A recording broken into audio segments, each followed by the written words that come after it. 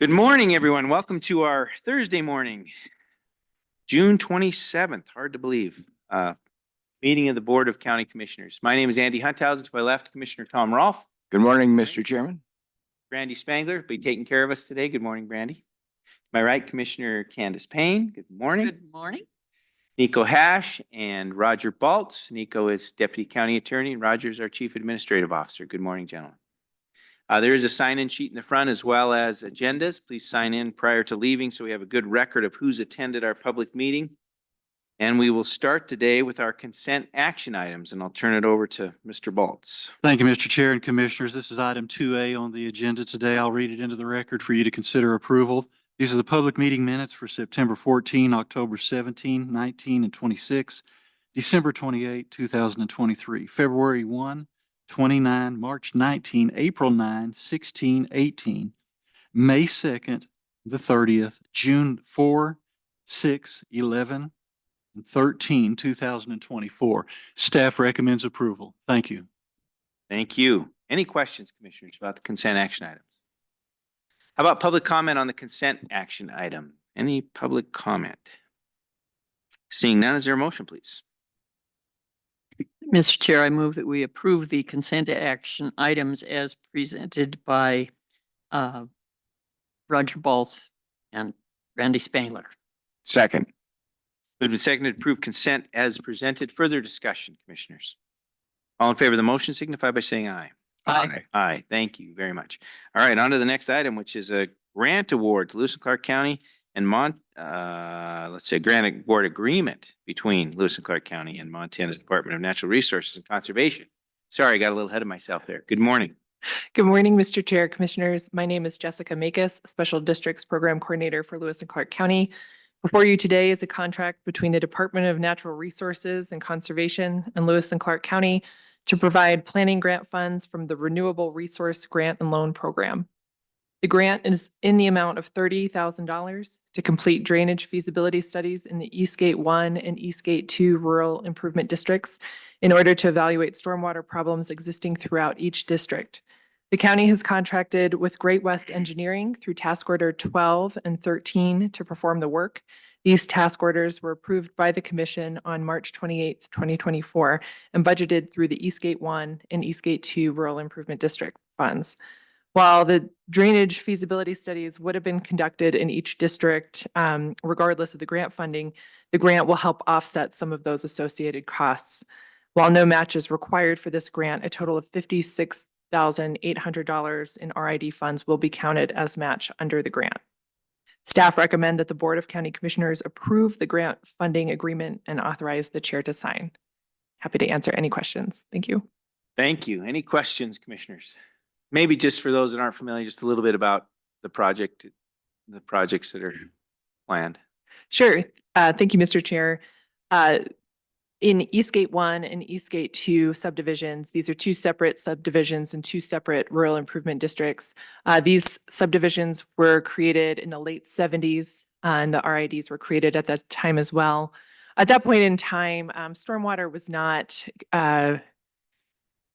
considered like it is today. Subdivision going in today has to maintain all of its own stormwater on site and have infrastructure installed in order to deal with that water.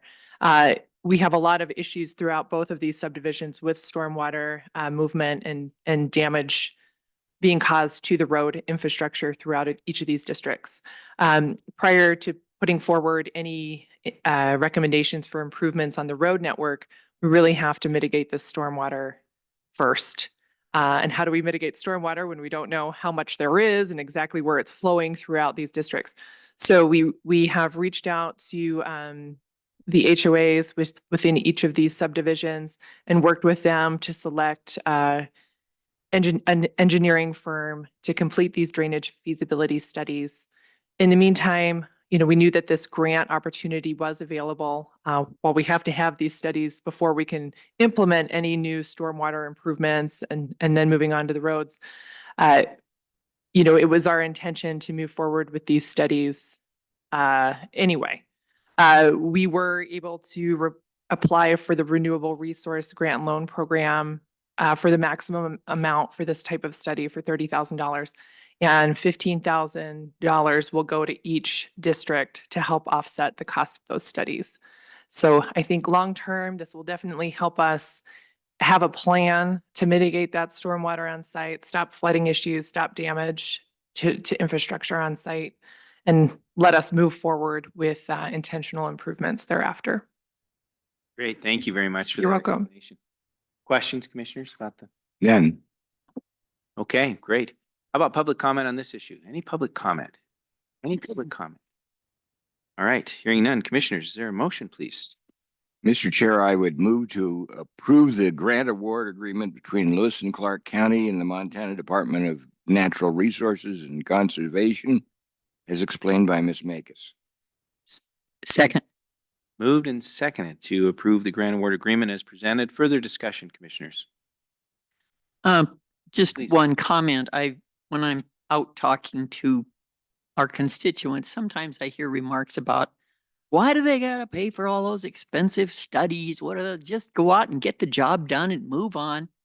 And I need to remind people that we are spending the public's money, and we need to make sure that there is a good, strong basis for coming up with these plans. What if they miss something and it ends up we've got an artesian well in somebody's basement because we didn't do the proper studies? So I appreciate the folks that work so hard to get these studies done so we have a viable project that could withstand a lawsuit if it needed to.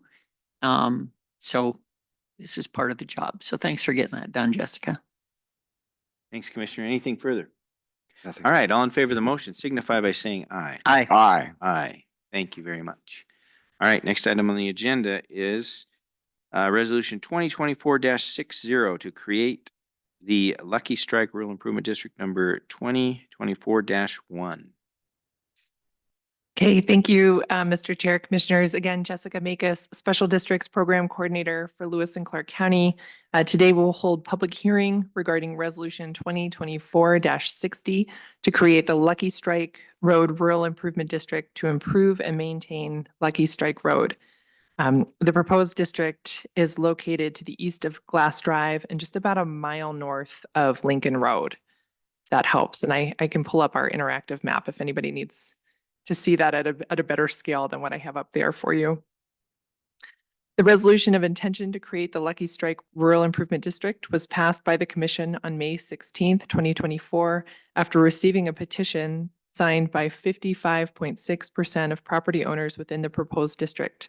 There are a total of 9 properties included in the proposed district boundary.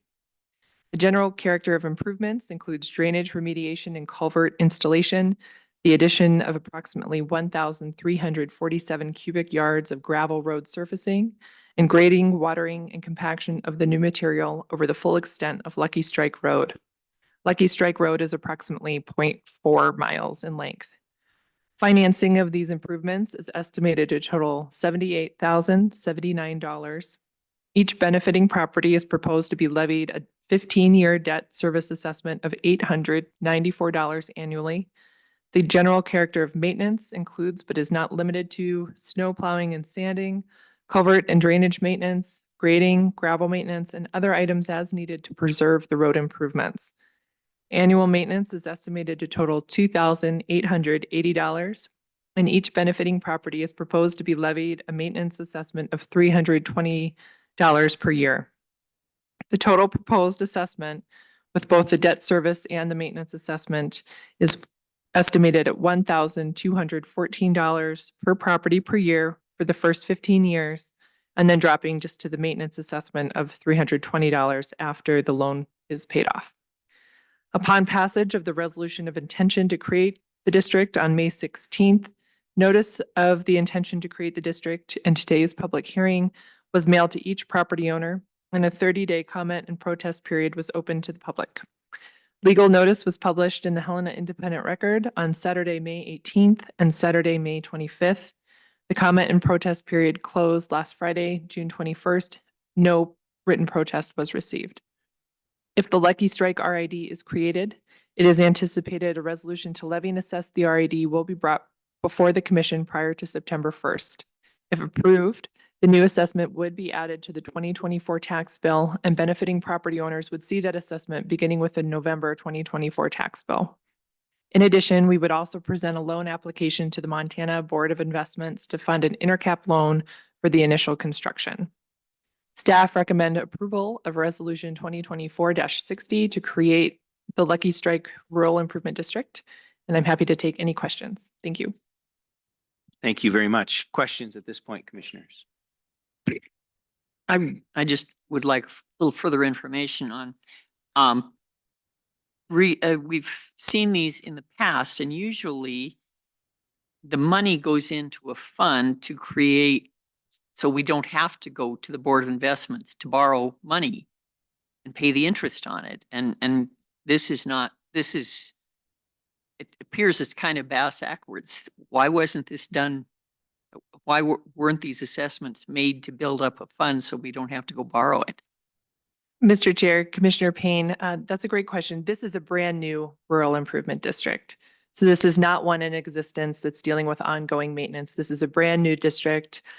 Staff were approached by a property owner who lives in the area to help with the creation of a new district, and a petition was circulated for an initial improvement on the road, which always, generally requires a loan, and then maintenance on those improvements thereafter for the full life of those improvements. Is Glass Drive is it part of an RID, or is it a county maintained road? Mr. Chair, Commissioner Payne, I believe Glass Drive is maintained by the county, at least up to the canal that we can see up there. I could check with Kevin Horn, our road department supervisor, to know exactly where that maintenance ends. But I believe from Lincoln Road up, that is maintained by the county. Okay, thank you. You're welcome. Thanks. And just to clarify, for not only the commissioner, but all of us that might be watching today. So when we're talking about not wanting to take out a loan and get that interest, so some of these existing RIDs that may have a chip seal coming, for example, that's a good example, chip seal coming that's very expensive. If they're not collecting enough money when that chip seal time comes, that RID would have to take out a loan to get that job done, and then have to have that payment to pay back. And in those cases, what we're trying to do is collect enough money so that we don't have to take out a loan at the time when that chip seal comes up. But in this case, a brand new RID, it is very common, it is normal. So it is the normal process that if there is an improvement that happens, or some investment at the outset, it is very common to take out a loan that gets paid back over the first 15 years, and then it goes into a maintenance phase. So this is the normal process for this. Mr. Chair, that's correct. A lot of what we've seen before you in public hearings this summer have to do with existing rural improvement districts that were created many years ago, with a lot of those hard surface roads in those districts. That chip seal cycle is the maintenance on that hard surface road. And that's something that we've dealt with a lot of inflation and trying to increase those assessments so that we continue to maintain those roads without getting to a point where we need a loan to continue with that maintenance. For this district, a new gravel district, the way the RID process works is we have an initial improvement and then we maintain that improvement. And that's what we're looking at today. I have one further comment. Yes. 18 years of experience, 2 years. You see the difference? Thank you, Andy. It's always good to have your knowledge. I just wanted to clarify a little bit. And It does. It helps. So thank you Good. for educating me. You bet. Thanks for bringing up the question so we can do that, because I bet there was a lot of people had the same question out there. So thank you, Commissioner. It's all good. Yeah. Other comments or questions for Jessica at this time? No. Just to reiterate that process-wise, we typically, if the community or a neighborhood is interested in an RID, they come to us with a petition. I mean, they might ask us how this gets done and all of that, but they petition, bring the petition in. That petition, typically we want at least 20% of the landowners or property owners in the area to sign that, so that we have an indication that there's some interest in moving forward. In this case, it's 55%. Is that what you said? Mm-hmm. So we have a strong interest in the neighborhood that that they want to move forward with this. Then we have our first gathering here where we say, let's pass a resolution of intent. We've done that. We have 30 days of comment. And now we come back to a hearing on actually creating the RID. And then if that happens, we next come back and then we have a resolution to assess. And we then add the assessment onto those properties. So it's quite a process, and it's good that it is quite a process. It's pain in the tail for those that are working in it, but it is for the public good. It is many opportunities to engage, participate, make sure that it's done right and in full awareness of all the folks that will be having this added to their tax bill. Any other questions, No. Commissioners, at this time? Okay.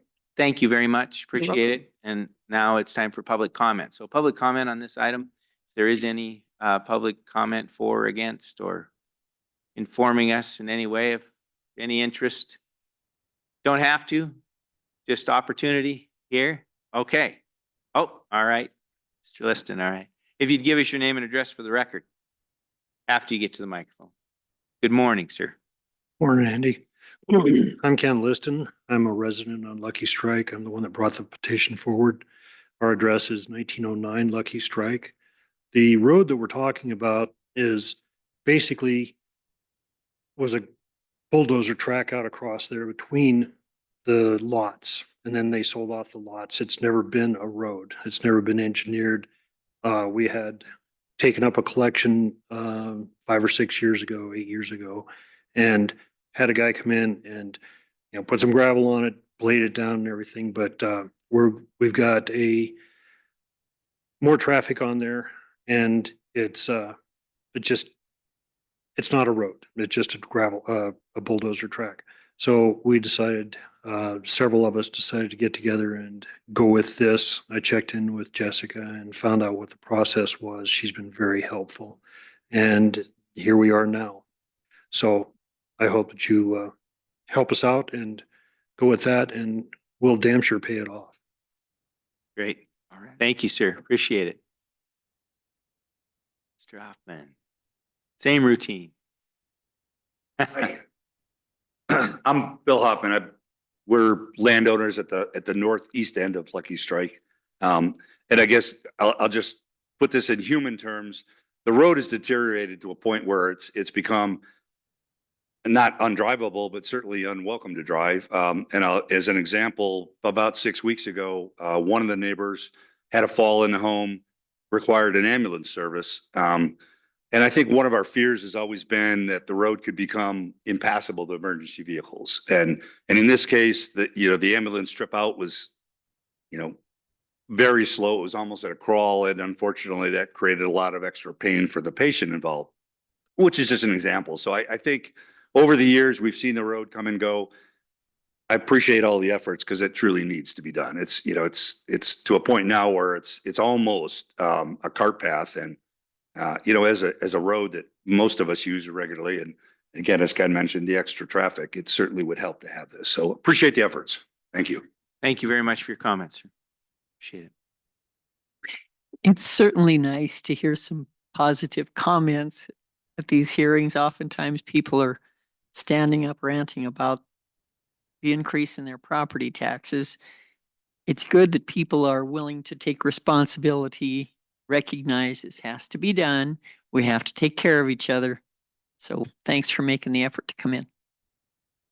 Thank you. Commissioner. Any other public comment? Any other public comment on this item? Okay, we will close public comment. Commissioners, further discussion, or is there a motion, please? Mr. Chair, I would move to approve Resolution 2024-60 to create Lucky Strike Rural Improvement District number 2024-1, as explained by Ms. Makus. Second. Moved and seconded to approve the resolution as presented. Further discussion, Commissioners. I just would like to echo what everybody has said. It's great to see a neighborhood to come together to solve a problem and make it better for everybody. Thank you. Thank you, Commissioner. And I would agree. I echo both comments. This is how it's supposed to work. So county and I say this sometimes, but I'll repeat it. This is the county and our general taxes for roads are for those everybody roads. That's the part of the class that gets maintained. It's for Collins Road and Sierra Drive and Wiley Drive. And those are the roads that we're spending the everybody dollars on, Lake Helena Drive, so that we all can pass safely. But those roads that are attributed to a specific subdivision or neighborhood, those citizens, that this is how it works. They come together and they say, we want a higher level of service, care, or maintenance and improvements, and this is how we put that together. So I really appreciate them taking responsibility for their neighborhood as well and their road, and we'll move on. With that, commissioners, all in favor of the motion signify by saying aye. Aye. Aye. Thank you very much. Okay, on we go.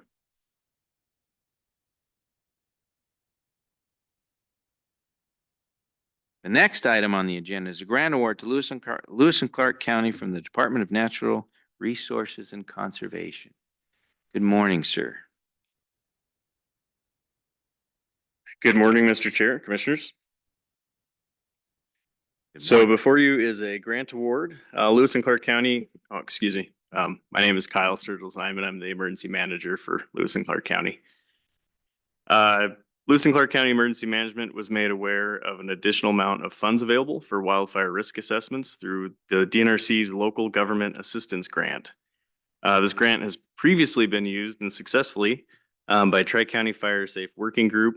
These further funds would continue that same work. So Tri-County Fire Safe Working Group is contracted with the county to do work when grant funds are made available to provide these risk assessments free of charge to property owners and residents of the county. Identifying things that either the property owner could do themselves to make their property more resilient to wildfire, or get them in touch with contractors that could do work on their property to do some of the harder stuff. DNRC chose to award the county an amount of $5,000 to be used by February 28th of 2025. There's a $500 match requirement that will be provided on the side of Tri-County Fire Safe Working Group as they work through this. New award has the same stipulations as the previously accepted award, but with a slightly broader scope to ensure that we can use it in more areas of the county. Fantastic. Thank you very much. Questions, commissioners? So essentially, you did a good job explaining this, but essentially if I'm a homeowner living in the WUI, for example, out there, the Wildland Urban Interface, I could engage with you and or the Fire Safe Working Group and ask for an assessment of my property. If I qualified, whatever the process is, then come and tell me these list of things you could do to make your property more resilient to wildfire, and you can do it yourself, or here's some contractors that might be able to help you. Is that Absolutely. Yep. summing it up? We field calls like that all the time. We forward them over to Tri-County Fire Safe Working Group as our partner for mitigation. And I always recommend you don't have to live in the forest to be in a wildfire. Right. So the WUI for Lewis and Clark County is very extensive. In examples such as the West Winds fire that burned through Denton a little while back, there were not many trees to be found, but there were definitely opportunities for mitigation work. So we always recommend it no matter where you live in the county. There's probably something you could do to make your home more resilient for wildfire. Thank you very much. Any other questions, commissioners? None. I have a question. Kyle, you said that this will expand the areas that this assessments can be done. Did I misunderstand that, or is it still limited to the WUI? Could you explain that acronym first? Absolutely. No, great question. So the WUI, the Wildland Urban Interface, is where a wildfire is not just going to impact wildland, it's also going to impact developed structures, homes, infrastructure, things along those lines. The scope, the previous award that we utilized was very specific to doing assessments in the Marysville area. And for this award, we asked to expand that. I have it here to include still in the Marysville area, if anybody missed out on the opportunity, but also for Lincoln, Lake Helena area, and the South Hills area of Helena. Okay. Thank you, Kyle. Thank you. All right. With no other questions, we'll take public comment on this item. Any public comment? Any public comment? Hearing none, is there a motion, please? Mr. Chairman, I move that we approve the grant award to Lewis and Clark County from the Montana Department of Natural Resources and Conservation as presented by Kyle Sturgill-Simon. Second.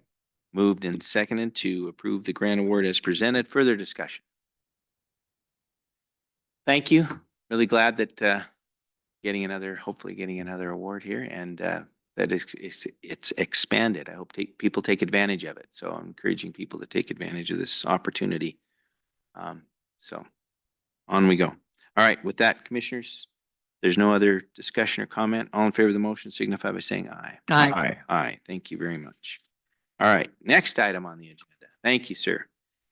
Is a grant task order number 25-7-07-1-01-125-0 between Lewis Clark County and Public Health Department, Lewis Clark Public Health Department and Montana Department of Public Health and Human Services. Is anybody present right now for this item? So with your permission, commissioners, if we could postpone action on that item, move on to the next. For this time, we'll take it up at the end if something comes from the health department. Thank you. All right, next item on the agenda is a labor agreement between Lewis and Clark County and Laborers International Union, local number 1686. Good morning. Good morning, Mr. Chair, Commissioners. For the record, my name is Carrie DeRozier. I'm the Human Resources Director with the county. Before you this morning is the collective bargaining agreement between Lewis and Clark County and the Laborers International Union, local number 1686. Some of the adjustments or changes to the collective bargaining agreement are the contract period being updated from July 1st, 2024 through June 30th of 2026. Also confirming the bargaining unit would get pay increases each year as adopted by the Board of County Commissioners and approved for non-represented employees. An update of the pay matrix for the next fiscal year. And a change to the schedule of longevity payments for members away from their anniversary date to the early November payment schedules, what we call the November lump sum schedule. So the members have ratified the agreement and staff recommends your approval. Thank you very much. Questions, commissioners, about this agreement? Carrie, just for those that might be interested in watching today, that these agreements, I can't remember the schedule that this one is on, but regular come up and we negotiate. Sometimes everybody's happy. Other times there are items to negotiate, like here are some of these small changes. Can you just talk about kind of the calendar and how often that happens? I guess every 2 years, it says right here. So go ahead, just a little bit about it. So for this particular contract in this time frame, they have wanted to stay on the 2-year schedule. So for this, it's every 2 years we go through negotiations. Actually, last year it wasn't a full negotiation year, but they did want to open the contract for wages. So this is actually, though, the end of this contract period. Great, thank you. Any other questions, commissioners, at this time? No. Okay, how about public comment on this item? Any public comment? Any public comment? Hearing none. Commissioners, there a motion, please? Mr. Chair, I would move to approve labor agreement between Lewis and Clark County and the Laborers International Union, local 1686, as explained by Mr. Rozier. Second. Moved and seconded to approve the labor agreement as presented. Further discussion, commissioners? Carrie, just want to recognize when it gets to us, this seemed pretty fast and painless, but recognize the extensive work that goes on in working with our employees and their representatives, union representatives, to get to this point. So just really appreciate the work that you do and getting to a point where all can agree on a path forward for the next couple of years. So Thank you. thank you. All right, commissioners, with that, all in favor of the motion signify by saying aye. Aye. Aye. Right. Next item on the agenda is Resolution 2024-61, increasing the solid waste disposal fee as recommended by the Lincoln Solid Waste District Board. Good morning, Mr. Chair, Commissioners. For the record, Misty Edwards, Senior Finance Coordinator in County Finance. Before you this morning is a resolution to increase the annual Lincoln Solid Waste Assessment rate from $135 per assessment to $144 per assessment. On April 16th, 2024, the Lincoln Solid Waste District Board met and voted unanimously to increase the Lincoln Solid Waste Assessment in order to operate the Lincoln Container Site, as well as maintain adequate cash reserves. All other user fees will remain the same. On June 13th, Resolution 2024-49, intent to increase the Lincoln Solid Waste Annual Assessment, was passed by the Board of County Commissioners. Legal ads appeared in the Helena Independent Record on June 15th and June 22nd with public comment due to the Clerk and Recorder's Office by June 26th, and no public comment was received. Today is the time set for the public hearing. Staff requests the Board of County Commissioners approve Resolution 2024-61, increasing the Lincoln Solid Waste Assessment as recommended by the Lincoln Solid Waste District Board. And I'm here to answer any questions. Thank you very much. Any questions? None. So just to reiterate, this was evaluated, brought up at the Lincoln Solid Waste Board. They recommended moving forward with these rate changes. And just for the record, we did bring this up as just a discussion point at the Lincoln Government Day for any feedback that we might get on this item at Government Day. And then we followed the process with a intent to increase and 30-day notice, and no comment was received. And now we're at the time of public hearing and then taking action, hopefully. So, Mr. Chair, that is correct. great. And thanks for your good work on this, Ms. T. Appreciate it. All right, how about public comment on this item? This is a public hearing, public comment on this item. Any public comment? Seeing no public come forward, we'll close the public hearing. And commissioners, discussion and or a motion, please. Mr. Chairman, I move that we approve the resolution 2024-61, increasing the solid waste disposal fee as recommended by the Lincoln Solid Waste District and as presented here by Misty Edwards. Second. Moved and seconded to approve resolution 2024-61 as presented. Further discussion, commissioners? Just part of what the inflation we're fighting right now, and expenses go up, and we have to maintain the district in a fiscally responsible manner. Yeah. And another comment, as you mentioned in the previous discussion, we sit up here and we do bang, bang, bang, this is over with. And it may appear that there's not a lot of consideration going into this, but it has been talked about in Lincoln. It has been talked about by the Lincoln Solid Waste District. This is merely like putting the stamp on the envelope to send it on its way. It has been thoroughly vetted. That's all. Thank you. Yes, it has. And just for information purposes, the district board up there is well engaged.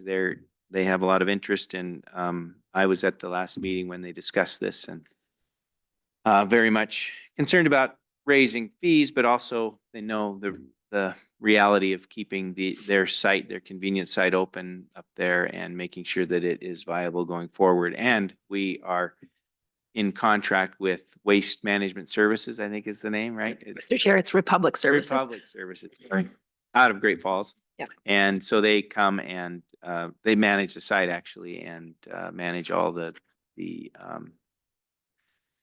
dumpsters, roll-offs. What are they? Roll-offs. Yeah, and whatnot. So they do that. And so when they come to us and say, you know, our costs have gone up, here's the percentage increase for this year, we have to figure that out with the district fees. So thank you for working all that out, Misty, and bringing it to the board and working through it. Appreciate it. Anything further, commissioners? All right. All in favor of the motion signify by saying aye. Aye. Aye. Thank you. Okay. Thank you, Misty. On to the next item, which is Resolution 2024-62, transferring real property between Lewis and Clark County and the city of Helena. Good morning, Mr. Chair, Commissioners. Again, for the record, Misty Edwards, County Finance. Before you this morning is a resolution to transfer county-owned real property to the city of Helena. Montana Code annotated 78101 authorizes governmental entities to transfer property between each other if the entity that owns the property deems the property unnecessary for the conduct of business. The transfer must occur by following certain procedural steps, including passing a resolution of intent, which occurred on June 13th, noticing the resolution of intent in the local newspaper, which occurred on June 15th and June 22nd, and passing a resolution to transfer. No public comment was received. The subject property, known as the New York Load MS 7592, is located west of and adjacent to Grizzly Gulch Road. Lewis and Clark County acquired the property via tax deed in 2012 and has no need or use for the property. The property is a mountainous, rocky terrain that abuts Mount Helena City Park, and currently one trail kind of cuts through the corner of the property. The city of Helena intends to add the property to Mount Helena City Park and maintain it as open space. Today is the date set for the public hearing. Staff recommends approval of the resolution to transfer real property to the city of Helena and authorize the chair to sign the quitclaim deed and related realty transfer certificate. Thank you very much for the explanation. Questions, Commissioner? No questions. Okay.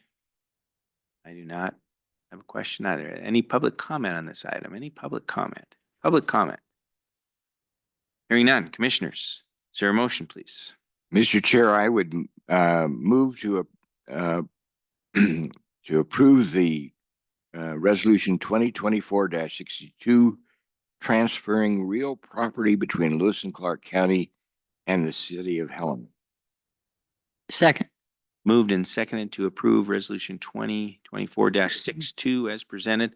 Further discussion, Commissioners?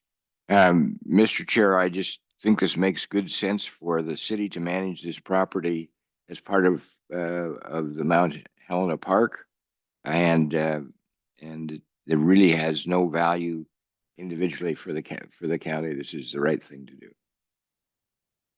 I second that one. I absolutely agree. And just want to appreciate the work done. This has taken, always takes longer than you think. Get all these T's crossed and I's dotted. Mr. Hash, thank you for your work on this as well. Make sure that we're following along these transfers and all that kind of thing.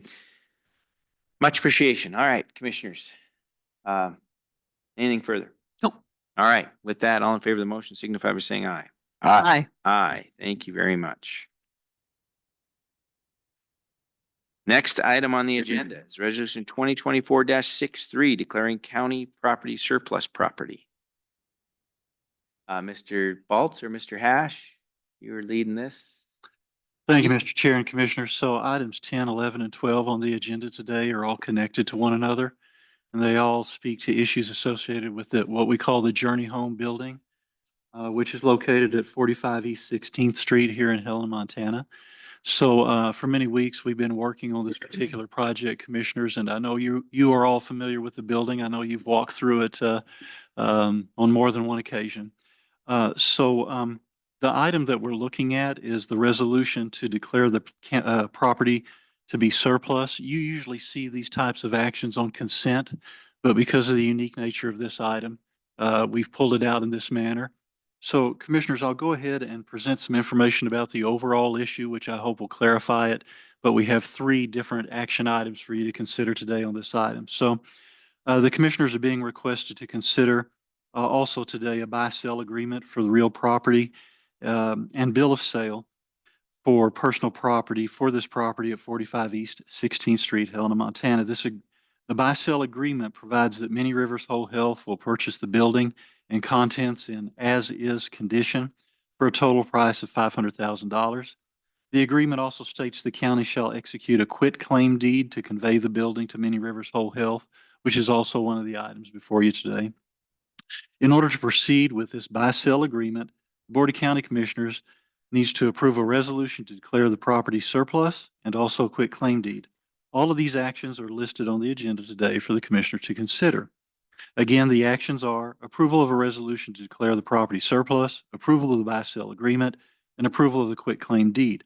All of these actions have been reviewed by staff and our county attorney's office, and staff recommends approval. Glad to take any questions, commissioners, and please consider these items to be jointly presented by myself and Mr. Nash. It's something we've been working on for several weeks. I think that concludes the presentation to commissioners, but again, glad to answer any questions. And of course, Mr. Mr. Hash may have some comments as well. Mr. Hash. Thank you, Roger. I just wanted to add, commissioners, on this first resolution for declaring county surplus property. I would request that you guys also include in a motion, should this pass, but to essentially adopt the Exhibit A that exists in the buy-sell agreement with your resolution 2024-63 as well. I think we'll probably be discussing it later about the unique situation given the building, but certainly the personal property that's located in Journey Home should also be surplused as well. And so I think we can do this today kind of in one fell swoop. So This is the exhibit that's attached. and the exhibit, and thank you, Mr. Chair. So the Exhibit A that is attached currently on the resolution speaks just to the structure itself. What is also contemplated in all of the agreements before you today is also the personal property that remains in the Journey Home as well. And so that Exhibit A to the buy-sell lists all of the personal property. So if that could Make also sure we be, include both exhibit A's. yes, please, Mr. Chair. Thank you Thank you. very I much. just wanted to make sure clear on that. Perfect. Okay, that, everybody understand that? Commissioners, questions about that? Of course, I have a question. Looking at the resolution 2024-63, and it says that in the third paragraph, whereas the property listed on the attached list reasonably has a value of $2,500 or more. And then on the back of the page, it says that the Exhibit A, the description, Journey Home, and the value is $780,000. Are we figuring out how to $2,500 and then $780,000 is a huge difference. Is the surplus property in this just the personal property, the desks and cupboards? So, Mr. Chair and Commissioners, maybe I could help out a little bit with this. So the resolution that you're looking at, Resolution 2024-63, is our standard template of a surplus property resolution that is prepared by Amy Reeves in her role as our treasurer, clerk, and recorder. So that paragraph that you see is a typical paragraph that we would see for any items over that value of $2,500. On the back of the page, Commissioner, which you just referenced, the $780,000 is the value that was identified for this piece of property through an appraisal that we received that was done for Many Rivers Whole Health in March of this past year. So when we do this type of a resolution, Amy Reeves contacts us and asks us, what is the value of this item? And that's the value based off of that appraisal that we provided to Ms. Reeves. So that's the reason you see it stated that way. So the value as stated in Exhibit A is for the real property as well as the personal property. I should have addressed that, Commissioner. Yes, I'm sorry, Commissioner. Go ahead. That's the building, and then we're talking about the contents are in this other Exhibit A, correct? Mr. Chair and Commissioners, I thought we were going to be getting on this discussion at the next point. Yeah. We can do it now, and I think that serves just No, the it's same purpose. Part of So- Exhibit A to this resolution. So that statute speaks to counties and surplus personal property. So again, the ownership interests going back between both the county and Many Rivers currently is Many Rivers owns the real property underneath, and the county has an interest ownership in the building itself. That's something that was contemplated when the parties went into an agreement years ago to essentially start what's known as the Journey Home. So given the unique situation that exists with the ownership interests in this building, it's not exactly real property and there's a personal property interest, but it's hard to capture certainly in the statutory confines of Title VII. So as it's proposed in front of the board today, because the building itself is not real property, for I'm going to call it for a book purposes, it's housed as personal property, and this is the value of the personal property. So what wasn't included in that resolution is the other personal property that you find on Exhibit A to the buy-sell agreement. So that's what I was speaking about earlier, about including that as well. So in one fell swoop, the county can address that all these items are no longer needed for county business. Yes, so both Exhibit As is what we're talking. Yes. All right. Understood? We're ready. May I comment? Please, yeah. Many years from now, time passes, we're all going to be dead. People are going to go back and say, Exhibit A. Maybe we should have had an Exhibit A like this on, I mean, it's just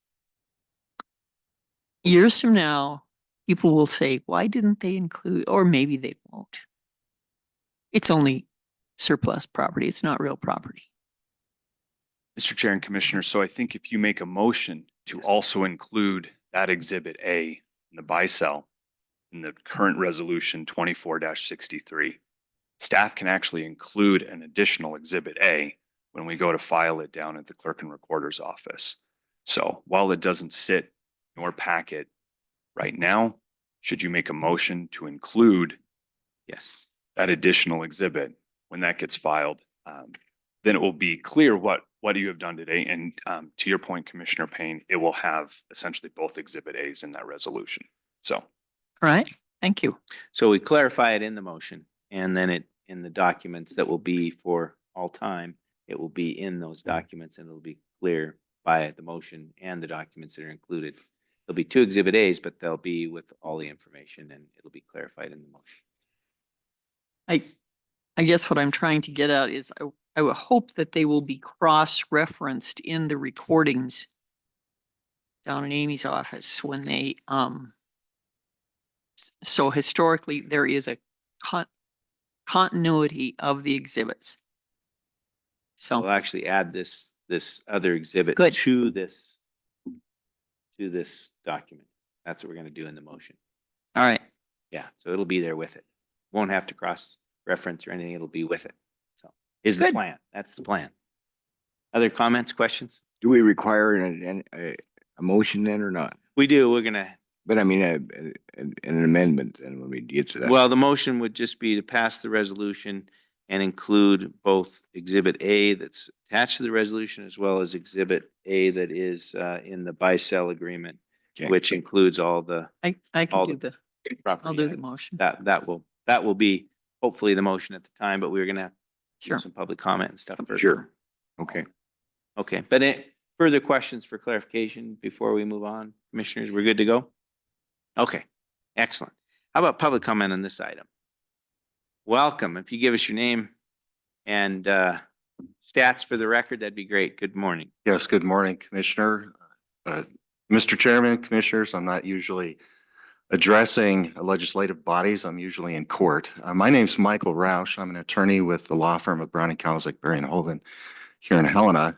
My office is actually located in Great Falls. I'm here representing the Center for Mental Health, which is now known as the Many Rivers Whole Health.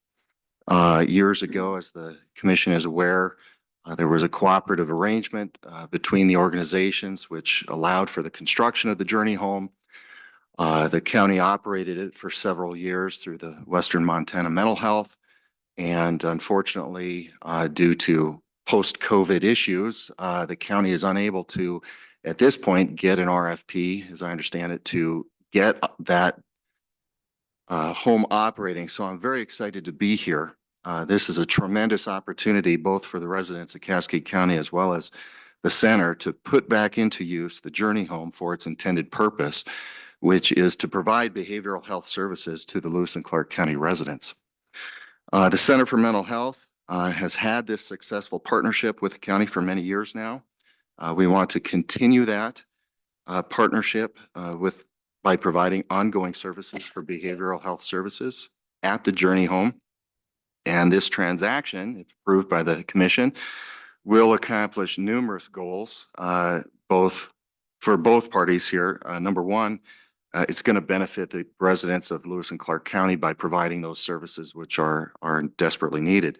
It will reimburse the county for its contribution to the construction of the Journey Home back in 2014, 2015.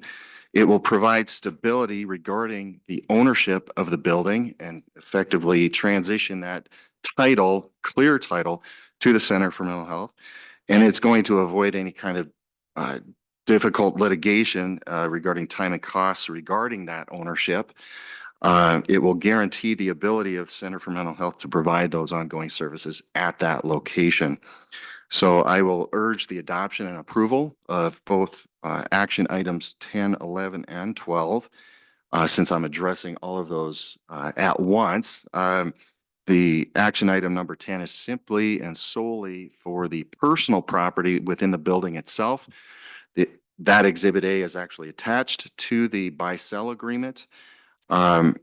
Action item 11 is regarding the buy-sell itself, which we've negotiated with the county and its staff, which I have to say you have excellent staff working for you. They were very thorough in their research, very kind, and very protective of the county resources. So congratulations on that as well.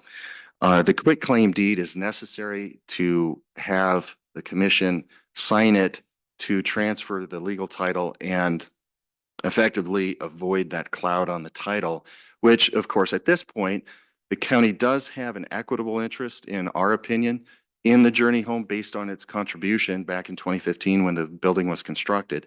But now that we're resolving this and getting the Journey Home back in operation, we need to clarify that title and clear that cloud.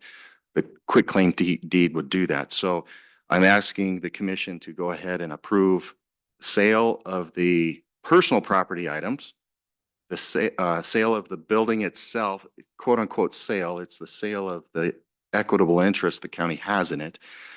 And finally, having someone sign the quitclaim deed to clarify and get rid of that cloud on the title. Present with me today is Sydney Blair. She's the CEO for Many Rivers Whole Health. She's certainly able to address the specifics with regard to the mental health services that they intend to provide. I'm more of the legal aspect of this and pushing the paperwork through the process. So again, to Mr. Nash and Mr. Baltz, thank you very much for your assistance in this. And I appreciate your work on it. Thank you. Thank you, Mr. Roush. Appreciate your comments today. Is there further public comment at this time? Further public comment? Further public comment? Okay, hearing none. Again, commissioners, at this point, we're just looking at item number 10 on the agenda, which is resolution 2024-63.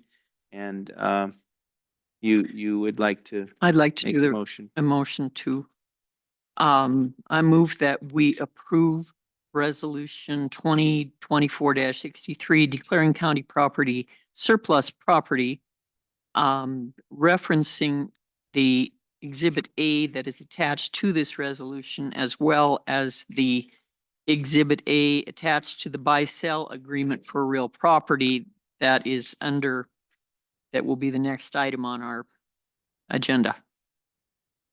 Second. Moved and seconded to approve resolution 2024-63 and reference, and I'm assuming attached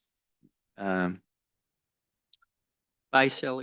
the Exhibit A that's attached to the resolution, as well as Exhibit A that's attached to the buy-sell agreement to this resolution for further. Works for me? Yes. Correct. Okay, Thank you. great. All right, making sure we're clear. Further discussion, commissioners? All in favor of the motion? Oh, you Go right ahead. No. all in favor of Go the ahead. We motion? can talk about it in the next motion. Okay. Signify by saying aye. Aye. Aye. Thank you very much. All right, we'll move on to the next item, which is resolution 2024 no, it's not. It's a buy-sell agreement between Lewis and Clark County and Many Rivers Whole Health. Excuse me. Mr. Baltz, Mr. Hash. Mr. Chair and Commissioners, I'll just repeat again, this is the buy-sell agreement that's been negotiated. I'll go ahead and repeat again that the condition would be total price of $500,000 to be paid to the county. The building to be purchased in as in condition. There are a number of whereases throughout the buy-sell agreement. Commissioners, be glad to try to answer any questions if you have any. I know you've had it and had a chance to look through it, hopefully. But staff recommends approval of this item as well. Thank you. Mr. Thank you. Hash. Anything further, Mr. Hash? No, not at this time. So I think Mr. Paul's did a Great. pretty good job. And I think we had some pretty good discussion already. So being the nitpicker that I am, why does it say as in? Shouldn't it be as is? Isn't that the intent? Okay, so maybe there should be a correction in the what it is we're they're purchasing the building and contents in as is condition. So I would like to suggest an amendment or a however you want to do this, but I think we need to have proper detail here. I think you can clarify that in the motion. Make it if you'd like. Oh. Okay. That works. Yes, thank you. Okay. So just to finish my sentence that I was in, appreciate the work that's been done, and I think we've discussed this pretty fully during the last item and the intent of where we're headed here. So in terms of that, I don't have any further questions, but any questions for staff? No question. Okay. Thank you. How about public comment on this item? Public comment on this item. If you do it all over again, Mr. Roush. Thank you, Chairman, Commissioners. Again, Michael Roush on behalf of Many Rivers Whole Health. Same comments as before. We are ready to, we actually have the check in hand for the down payment and can deliver it upon approval by the commission. Thank you. Thank you very much for your comments. Any further comments on this item? Any further comments? Any further comments? Okay, Commissioner Payne, motion to approve the buy-sell agreement? Chairman Hunthausen, I move that we approve the buy-sell agreement between Lewis and Clark County and Many Rivers Whole Health as presented by Roger Baltz and Nico Hash with an amendment that the term in the first paragraph of the memorandum be changed from this agreement provides that Many Rivers Whole Health will purchase the building and contents in, and it as written says as in condition, and it should be in as is. We just have to move one letter. So.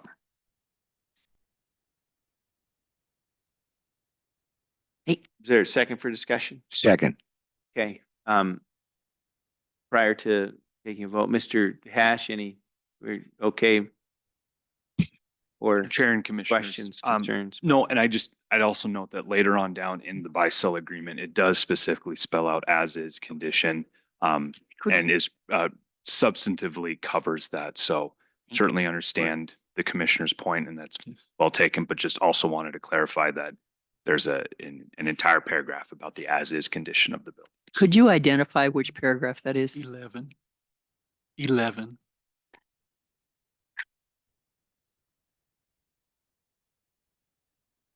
Mr. Chair and Commissioners, yes, that's page 4 of 6. That's It's what I was- paragraph number 11. Thank you. Thanks. So I think it's fully clarified Yep. as is condition. Absolutely. Okay. So we have a motion, a second. Any further discussion at this point? Commissioner Rolfe. I just, this has been a long time in coming to move forward on this, and I'm excited that, sometimes a private entity is more free to do things and get things done than a public entity is, and I hope very much that this sale of the building and the property will allow Many Rivers to be very successful in helping the people of Lewis and Clark County. Thanks, Commissioner. All right. Anything further? All in favor of the motion signify by saying aye. Aye. Aye. Thank you very much. All right, next item on the agenda is a quick claim deed. Mr. Baltz, Mr. Hash. Mr. Chair and Commissioners, this is item number 12 on the agenda. We've already discussed it a bit this morning. This is a quit claim deed. The Commissioners are requested to consider the quit claim deed for the property located at 45 East 16th Street, Helena, Montana. Staff recommends approval. Thank you. Thank you very much. Questions, commissioners, regarding this? Questions? Further comment, Mr. Hash? Okay. How about public comment on this item? Mr. Roush. Again, thank you, Chairman, Commissioners. Michael Roush on behalf of Many Rivers Whole Health. This quitclaim deed will finalize and fulfill the terms of the buy-sell agreement, which the commission just adopted. I urge its passage and approval. Thank you. Thank you, Mr. Roush. Any further public comment? Further public comment? Any further public comment? Okay, hearing none, is there a motion, please?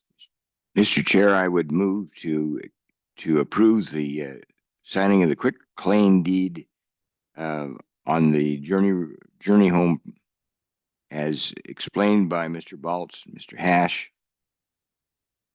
Second.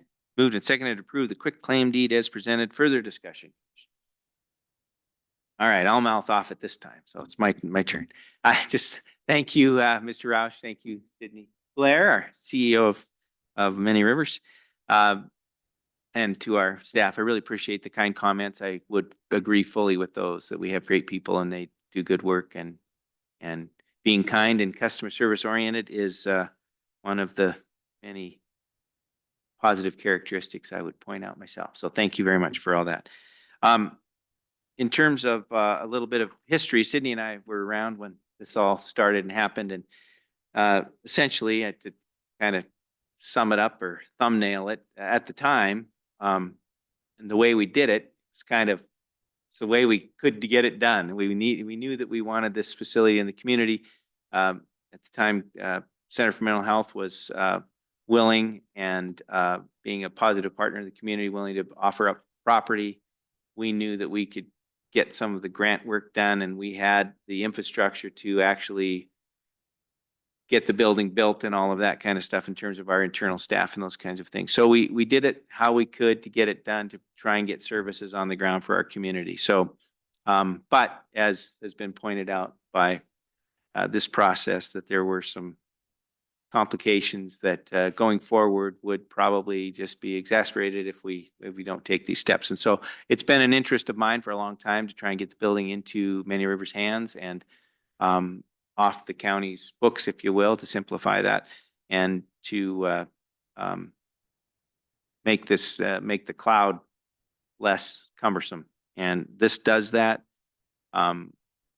We don't need to be in the middle of things anymore. I think at the time there was a need for the county to be participatory at that level, and now there's not. So I'm looking forward to the next phase, next steps, and trying to get services up and flourishing in the journey home. And we'll surely continue to be a great partner, I hope, for Many Rivers, as we've been all along. So we'll do that. Anything else, commissioners? I just appreciate all the good work and look forward to great things. All right. Thank you, Mr. Roush, for your good work on this too. All right. All in favor of the motion, signify by saying aye. Aye. Aye. Thank you. All right. On we go. The next item on the agenda is presentation of the fiscal year 2025 preliminary budget. Mr. Chair. Yes. I just thought I would mention this. I didn't know if you might want to circle back and pick up item number 6. Brenda Neiman's with us now. Oh, out she in is the with us audience, now. and the Great. just Yes, what we could do as well, it's 5 after 10. Why don't we take a 10-minute break? There's some documents we could sign and maybe move them along in that break that we've already approved, and we can have some people not have to hang around for that as well. So let's take a 10-minute recess. Thank you, commissioners. Yeah, good.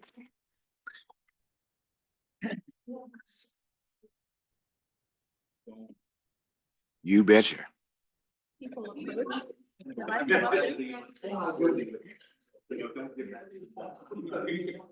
Are we all going to have to sign those?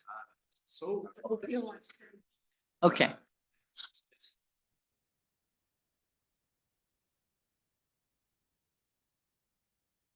think we're okay on this one, Commissioner. Hey, Ruby.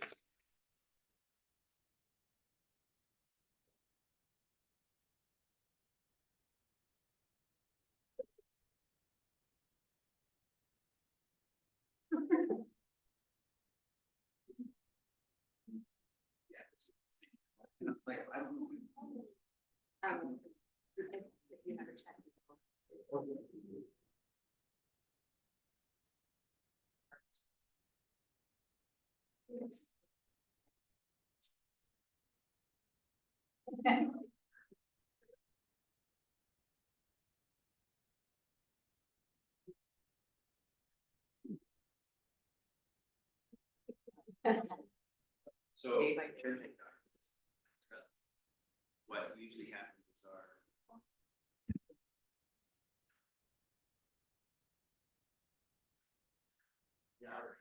It'll filter down. yeah, so I don't know if you need anything.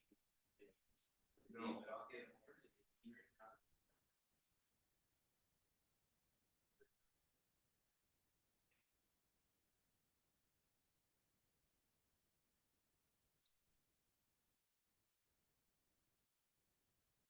back to item number 6 on the agenda, which was we postponed till now, which was task order number 25-07-1-01-125-0 between Lewis and Clark Public Health and Montana Department of Public Health and Human Services. Good morning.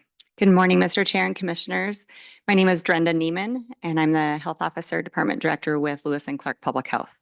Thank you for your flexibility this morning. I really appreciate it. So, and I was so grateful. I should have done some public comment on the prior items, but so exciting that we're moving forward with the journey home. So, today I have before you a grant task order from Lewis and Clark, or to Lewis and Clark Public Health from the Montana Department of Public Health and Human Services. This grant task order is to sustain our epidemiology staffing. The task order begins July 1st, 2024, and it goes through June 30th of 2025 in the amount of $100,000. Our epidemiologist, which is a position that historically has not been at the local level, we have had to rely heavily on the state's resources, epidemiology resources. And it was through much work that both the CDC and the Department of Public Health and Human Services did at the state level to bring in additional resources to help local health departments have access to epidemiology expertise at the local level. And so Valerie Stacy is our current epidemiologist, and she is a master's in public health with a emphasis in epidemiology, which means that she is an expert in data. She helps us with publishing all of those really great data dashboards on our website so that the public has access, almost in real time access, depending on the topic, to information that our residents in our county can use to make decisions on a regular basis about their activities and how to keep themselves safe and healthy as we have changing environments within our community. This position also assists our public health nurses when we have disease investigations that need to happen. This position helps with evaluations of programs to ensure that we are having programmatic impact with the work that we are doing. Much of that is attached to many of the grants that we receive. We're required to do evaluation of the work that we do and then report back on the impact that we're having. This position helps us to collect that data, analyze that data, and then make reports back out to the public and then also to our funders. This position helps us to develop measures for our strategic plan so that we can be measuring our impact and outcomes related to our strategic plan. And this position also helps us produce our community health assessment every 3 years. And so we go through a pretty lengthy process of collecting lots of health data and then analyzing for our local jurisdiction and then publishing that for not only public health to use for decision making about where priorities need to be as far as our work resources, our funds. But that report is also used by many of our partners and then the general public, again, to see where the greatest health needs are in our area, in our county, and then using that data to make data-driven decisions about the priorities of how we improve public health, how we improve the health and public health for residents who live in this county. So this position is really important to the work of public health.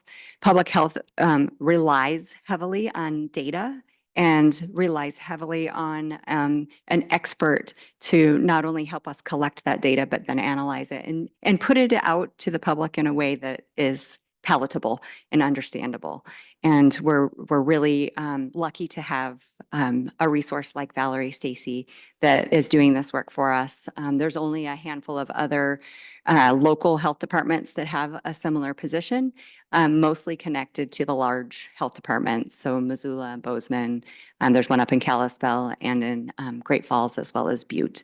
Most of those large health departments do have an epidemiologist. And so these funds that we receive help us to fund this position, and staff recommends approval, and I'm happy to answer questions. Thank you so much. Questions, commissioners? Any questions? All right. How about public comment on this item? Any public comment? Any public comment? Seeing none, is there a motion, please, commissioners? Chairman Hunthausen, I move that we approve grant task order 25-07-1-01-125-0 between Lewis and Clark Public Health and the Montana Department of Public Health and Human Services as presented by Ms. Neiman. Second. Moved and seconded to approve the task order as presented. Further discussion? I have a Please. comment. Since I've started this, I've been struggling with the budget that the Department of Health has presented. And now that I can understand that the grants that come in, and this is a prime example of the timing. So our folks at the county do the work starting on July 1st of 24. And then by September 30th of 24, we have to have we have to invoice and have all supporting documentation in by October 31st of 24. Then they have 60 days after that to review and make sure everything is done correctly before they actually have to send the money to the Department of Health. So meanwhile, the county is paying for our epidemiologist, and I'm sure it's very worthwhile. The timing thing really bothers me that the state can drag this out. The county and the county taxpayers continue to pay their taxes into the county coffers, and we pay this. And eventually then the state says, oh, we can give you this grant money. I know that's the way it's done, but it drives me crazy. Thank you, Commissioner. Anything else, Commissioner? So just thank you, Drenda. Good explanation of what an epidemiologist does, the importance of an epidemiologist, and the data that's collected and how that is used in our community for our community health report, and thus our community priorities and the plan for moving forward in terms of addressing public health issues in our community. And much of that data and information comes from the work of the epidemiologist. So thank you for that explanation, and look forward to good work continuing. All right, commissioners, that all in favor of the motion signify by saying aye. Aye. Aye. Thank you very much. All right, here we go. Move on to the next item on the agenda, which is the presentation of fiscal year 2025 preliminary budget. Good morning. Left.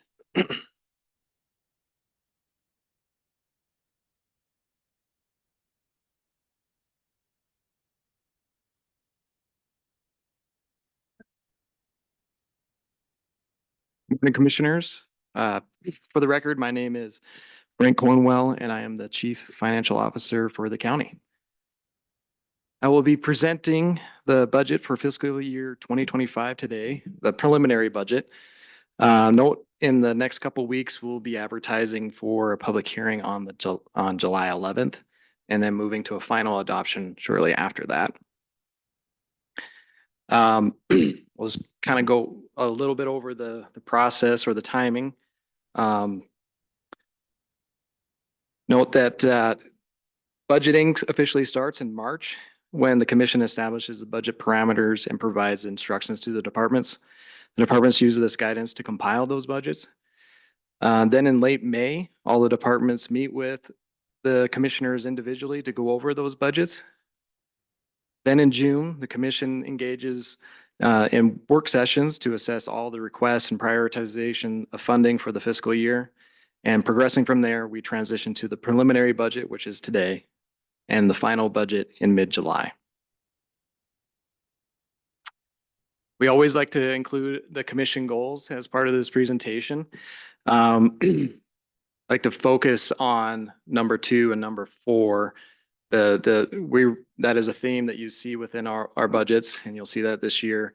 Long range planning with our CIPs and how efficiently our departments and effectively our departments use and manage public resources. Slide 4 shows the overall expenditures for 2025 at 128 or 125 million, actually 0.8 million. And just note that includes personnel expenses that expected to be budgeted at $37.7 million, which includes a 3.5% COLA or cost of living adjustment. Overall, the expenses are expected to decrease by 3.1 or 3.9%, primarily due to spend down of COVID funds year over year. We have less and less of that to spend than we had in the last year. So last year we had budgeted $127 million to spend. This year we're $125 million. As those funds go away and we're spent, we'll probably have a decrease. Maybe next year we'll have a decrease in the overall budget, and then we'll start flattening out again and start seeing small increases after that. That's kind of my expectations, as long as nothing really changes. On slide 5, we have the overall revenues at $101 million. The increase, it includes the mill levies, which have a higher inflationary factor of 2.8%, which is the 3-year average of the consumer price index. And additionally, it includes a new growth factor of 2.5%.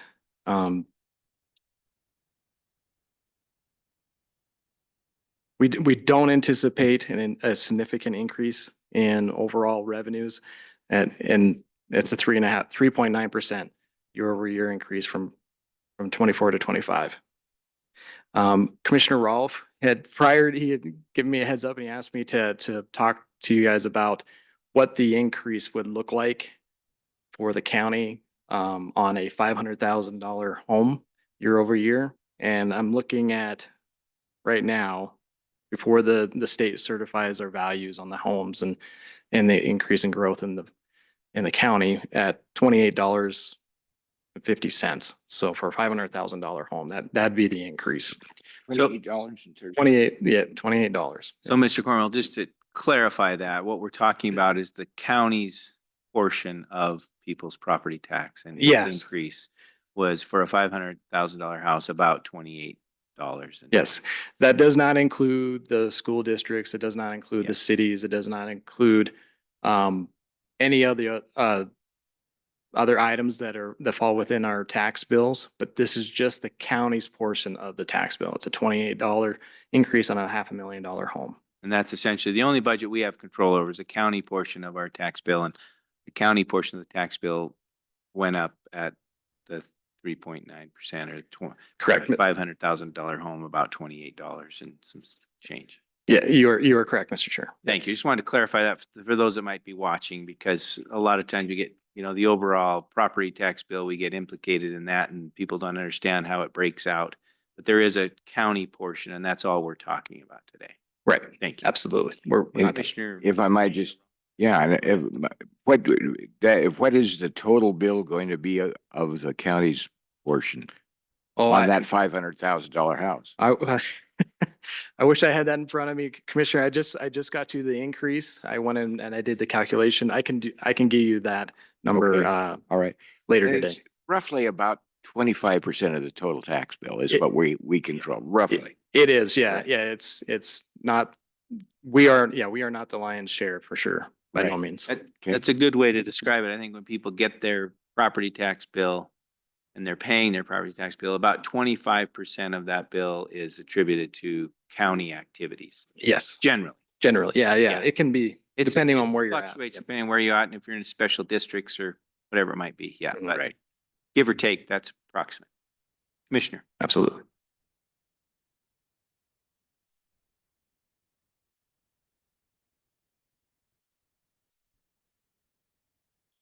Mm.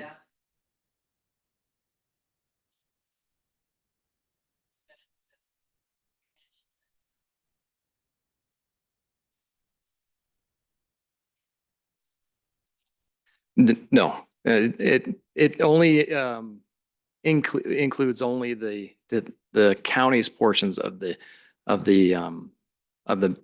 property taxes. So Run county operation. to run county operations, yes. So that, yes, it would include the schools, but it would include the detention center. Yes, that does include the detention center, but it wouldn't include the school piece. It would include the detention center, but Yes. it would not include anything related to the schools. Correct. Yeah. Okay. Oh, Mr. Chair, Commissioner, that levy that passed, that was for the city. That was are you talking about the? I think it's talking about the detention center remodel, right?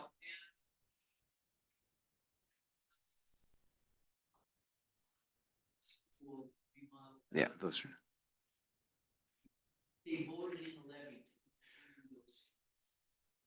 Commissioner, I might have missed the answer. Payne, the levy that Frank is talking about is the all-purpose levy that funds the general operations. The levies that you're asking about are special levies. Those are for the school districts. And that detention center levy that you're talking about is a special levy. Yeah. The detention center does have a portion of their funding that comes from the all-purpose levy. The detention center does have a portion of their funding come from the all-purpose levy. Not all of their funding.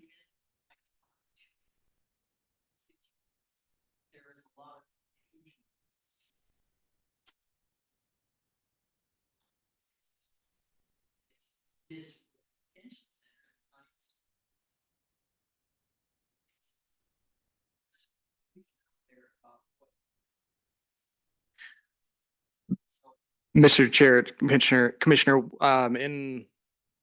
believe in August, we're gonna go over the mill levy in whole in a little bit more detail, actually quite a bit more detail. And at that time, it might be a good time just to sit down with you, or even during one of these hearings, we can show you the breakout between those special levies and what exactly the county is using for operations.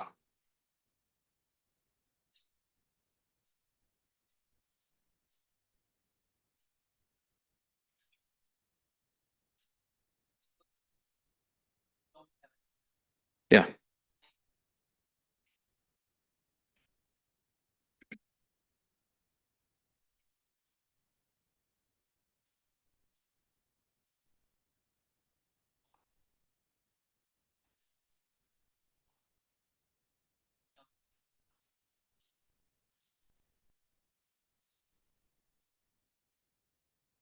Absolutely, Mr. Chair, Commissioner. I'll bring in a couple slides for you at that time, and make sure we make a clear delineation for you and the public and anybody that has any questions. Okay. Just lastly on this slide, we have we're just year over year. So that's a decrease in reserves of $24 million, $24.8 million. And that's due to, again, to those one-time COVID expenditures that will be expended. And we're just rolling those over to the next year until they're completely expended out. So it looks like we're over budgeted, we're not balanced, but that's not true. We just keep rolling over these projects until they're done. So in good shape overall. On the slide 6, we'll focus more in on the all-purpose fund at total expenditures of $19.4 million. That is a increase of 8.4%. Oh no, yeah, 8.4% increase. The increase there is we kind of see this volatility year over year, especially within the all-purpose fund when we have elections, and elections can be very expensive, and so we have to make sure that we're fully budgeted for anything and everything that could potentially happen.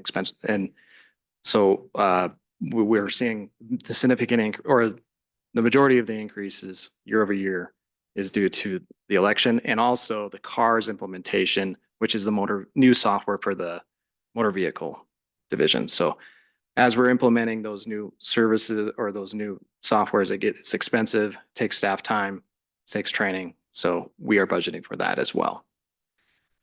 On slide 7, we're seeing an estimate of an increase of 5.2% of revenues at $15.8 million for the all-purpose fund.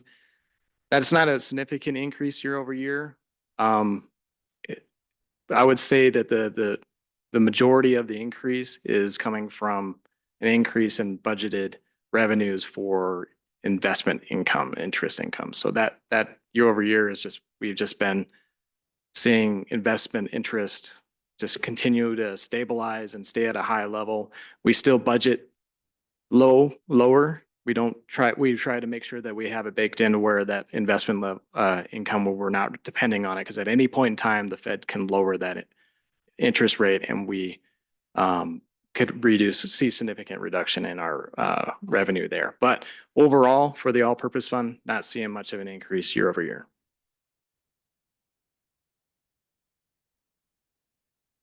So on slide 8, we're showing you an example of what the inflationary factor, the impact of the inflationary factor on the all-purpose fund.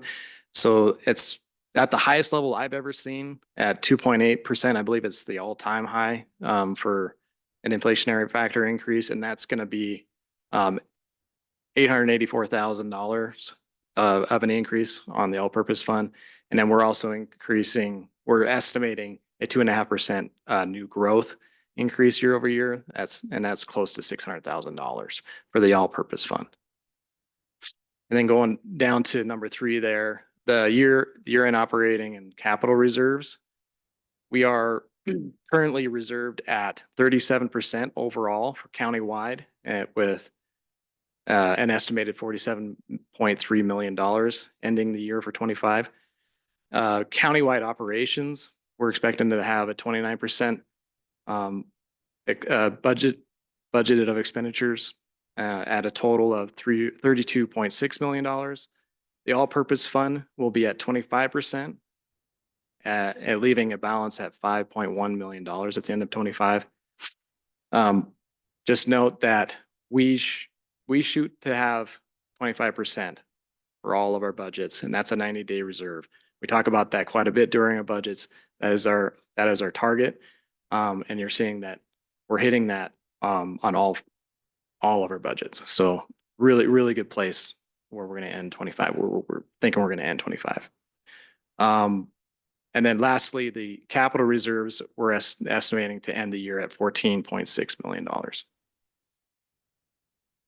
Just if I could ask a question there, Mr. Chairman, to kind of explain the need for having that extra money there. because we get our tax revenue basically in two bunches in November and in May. We get some in November, we spend it down, and we have to have some money, extra money there to be able to pay normal expenses. Isn't that right? Mr. Chair, Commissioner, absolutely. And we see that every year where we were going to start this year off with a high cash balance. And then once we start getting closer to the end of October, beginning of November, boy, our cash balances start looking pretty low. And then we get that first tax payment in, and then we're right back to a healthy cash balance. And then we spend it all the way down till May, and we keep a close eye on that all year long. And then that next tax payment comes in. That 90-day reserve is I would say bogey that I find it very imperative that we hit every time, because it truly is something that accounting and finance and everybody, all the departments is watching. And without those healthy reserves, I can't imagine what kind of situation we'd be in, especially with the timing of our revenues. We don't get revenues throughout the year. We only get them twice a year. So, well, the majority of our revenues twice a year. So absolutely, it is a challenge, and it's very important to hit those marks. Thank you. So Frank, we could kind of compare this with ranching, where you get money when you sell the cow or the calves in the fall. You don't have income coming in every month. And so you have to set your budget so that you can pay the fuel bills and whatever else that comes in over the years, because you've got to have, and in some places it's grain in the bin, but this makes absolute sense to me. If you've ever been in a situation where you signed only the front of the check, you got to have some money back there. So I appreciate the absolute way you're taking care of each month, whether we have income or not. I appreciate that. Yeah, absolutely. On slide 9, we have a list of our fund types, and this is according to Government Accounting Standards Board requirements. Nancy used to say the county is made up of 100 small businesses. This is a way to kind of help keep them straight and to help us be comparable to our local government constituents. So when you're looking at our finances, we can get a sense of where we stand with them. So we follow this in accordance with GASB and GAAP. On slide 10, we're going to go over the first one, which is the all-purpose fund. We're expecting to, like I said before, to spend down $19.4 million. That all-purpose fund is, as you can see the list there, it's core administrative operating funds, and it's a huge part of what we do here. So we've gone over that budget, and that budget is expected to spend down $19.4 million. Oh, this is interesting. On slide 11, we have the special revenue funds with restricted specific use funding sources. This includes 20 different tax levy funds that are estimated to spend $38.4 million for the fiscal year 2025. As you can see, that's the public safety fund, roads, detention, district court, etc.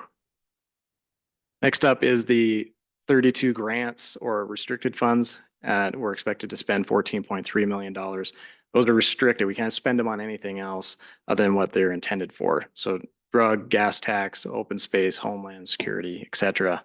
CARES and ARPA. We have rules that we have to follow on how we spend those monies. And lastly, we have the Commissioner. That first number is drug. We're Drug. spending money on drugs? Mr. Chair, Commissioner. 32, yeah. That is what's for our Missouri River Drug Task Force and our HIDA funds, which is the high intensity drug trafficking. So we're not buying drugs. We're not buying drugs. We are We're trying to. Preventing. Okay, I just wanted to I was pretty sure that's what was going on. Just wanted to make sure. And lastly, we're seeing the health department grants. We have 20 of our grant funds, and we have 20 of those, and they're expected to spend $2.4 million. On slide 12. Are we stuck? There it goes. I'm gonna blame the slide issues on Nancy since she's not here. I totally just used her template. So we have debt service funds that are budgeted to spend $1.8 million for 2025. That is a very low amount of debt service that we spend. It's a 1.5% of the total budget. It's very small, and it just goes to show that how important it is for us to have long-term, long-range planning and utilize our CIPs going forward. Note that the open space bonds are issued out there at $10 million. We have about $7 million that will be due by 2030. The remaining $3 million will be due by 2034. The detention center remodel was also a voted levy, and it will be expected to be paid off in 10 years. There's also around 11 funds of rural improvement districts that have debt as well. Okay, slide 13. So our capital improvement funds are budgeted to transfer $3.6 million and budgeted to spend $7.3 million, which leaves us with a reserve about $13.8 million. This is how we draw down our reserves and replenish them. Oh, I gotta go to the next page. And then note that there's two other types of capital reserves. We have the RID projects, and we also have the road and bridge infrastructure capital reserve. It stands out on its own, obviously, because it's so huge. And they're expected to spend $8 million next year. Slide 14. We have enterprise funds to expend down $6.5 million. These are self-funded funds. They come in every year. They bring about a balanced budget. They plan on spending $6.5 million, but they also are bringing in that in revenues to offset every penny. So that we have two of those, fairgrounds and solid waste funds. Those are all enterprise types funds, self-sufficient, take care of themselves, and don't have much of an impact overall on the county operations for the funds. Slide 15. Internal service funds are at $18.37 million, which includes IT&S department, buildings and equipment department, liability and health insurance funds. Those are all internal service funds. Those are internal services, kind of like an enterprise fund, but these are services that are for us, for the county and local government. I'd like to point out the liability and health insurance funds this year are utilizing $1 million of our contingency funds because we've had many discussions on how these two funds are struggling. The liability and property insurance fund, we just keep seeing rate increase after rate increase after rate increase. We're almost at 20% for a 20% increase for 2025. Hopefully we'll see it cool off and see it go down next year, but as of right now, we're not seeing that. Also in the health insurance fund, we're seeing claims at a higher level than we have in the past. Fortunately, year over year, from 24 to 25, we've seen it level out. So we used to spend around $7 million, $7.5 million, and it spiked up in 23 to $9 million. But fortunately for 24, we're at $9 billion, and hopefully we'll see it cool off and go down. More hopeful, but we still are budgeted at $9 million for 25.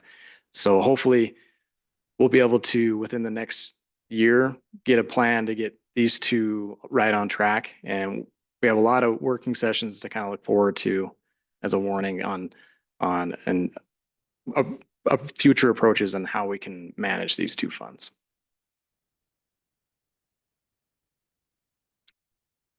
So personnel, I noted this earlier that we have a 3.5% cost of living increase baked into the budget.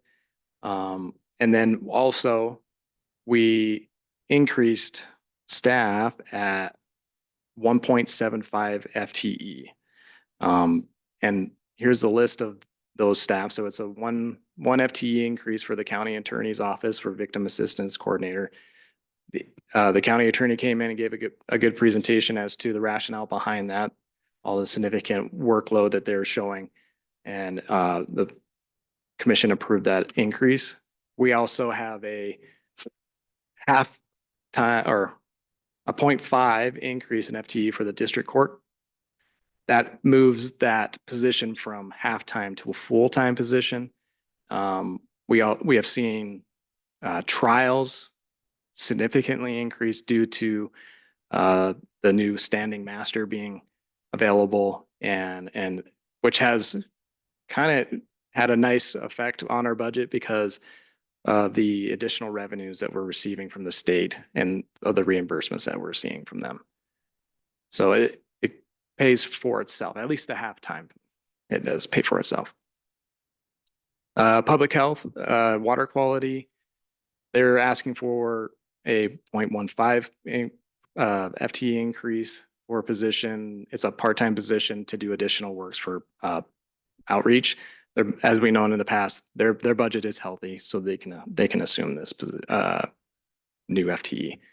Historic preservation is asking for a 0.1 FTE increase to take on addition, so a part-time worker can take on additional work. And that's all of the FTE increases for the year.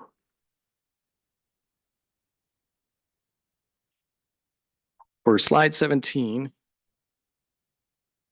we note that the county does retain all its current services and programs. So that's a huge success year over year. We don't see any drop off in services or programs. So I think that's always a good accomplishment to have.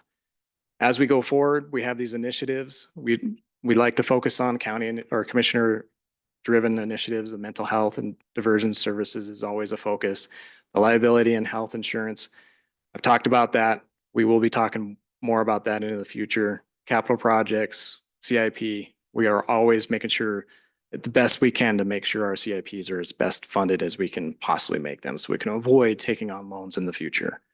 And then we also like to focus on building and security and storage.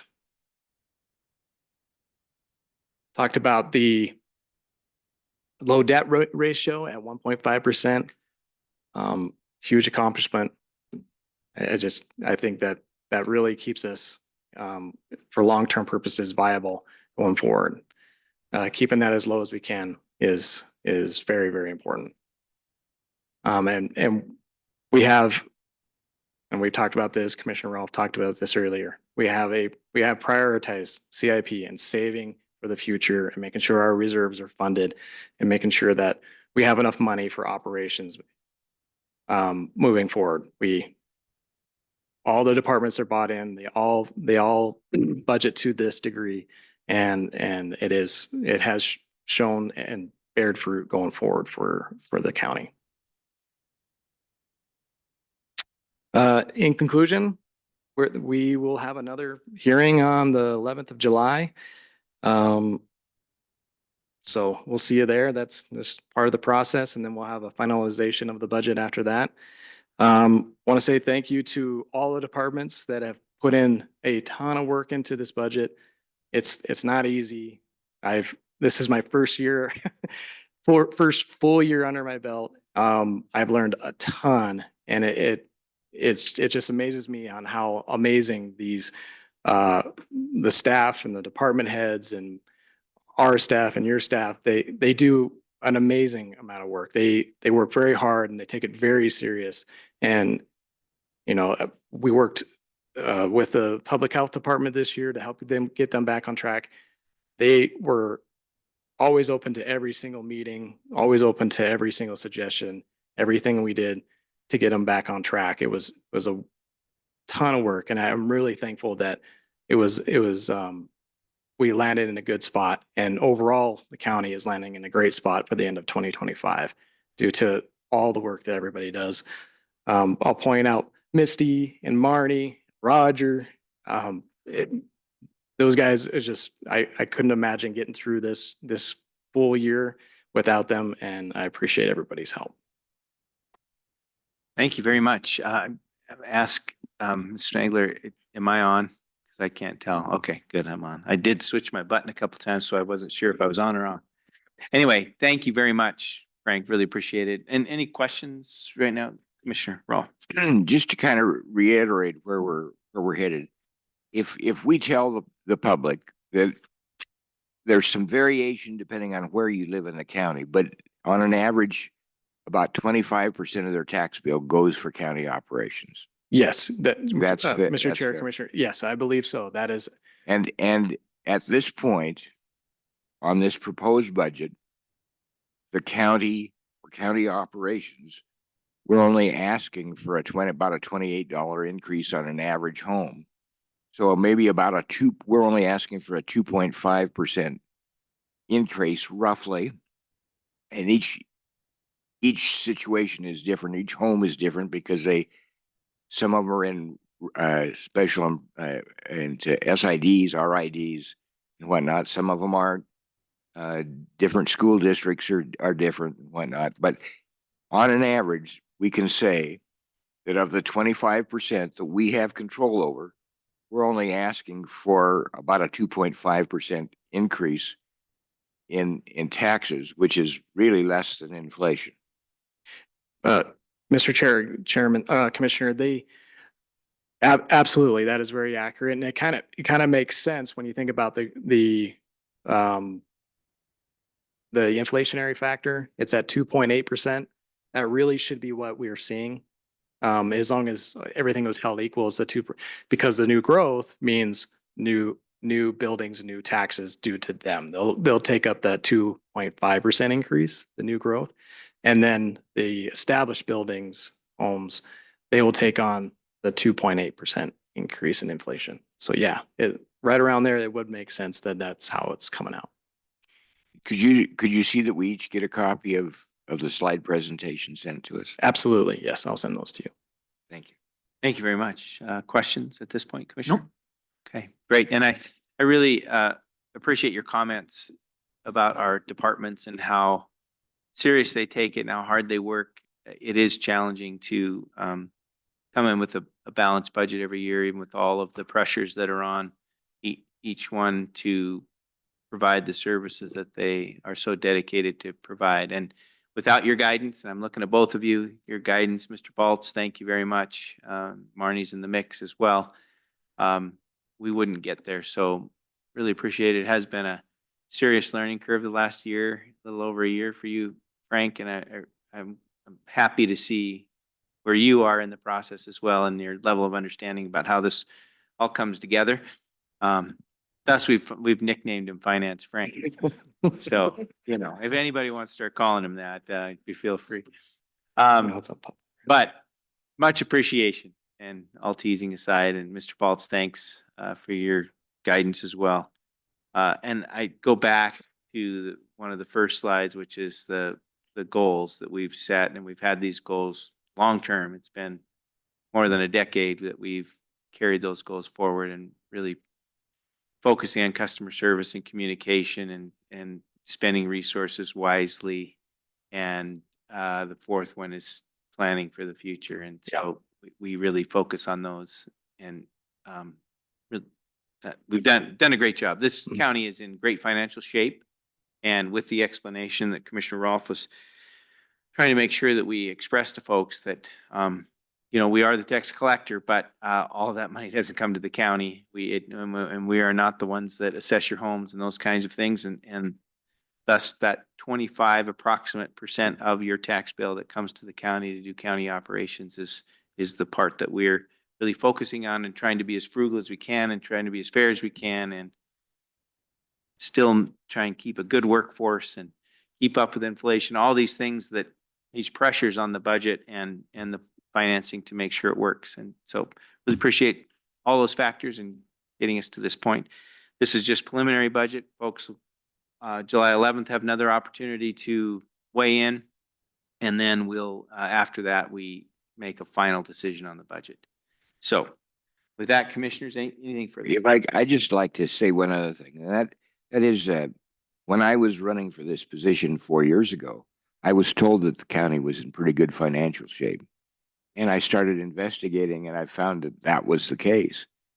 And I think it's due to a number of the staff who've been here for a long time who treat the people right and try to get things done as efficiently as possible.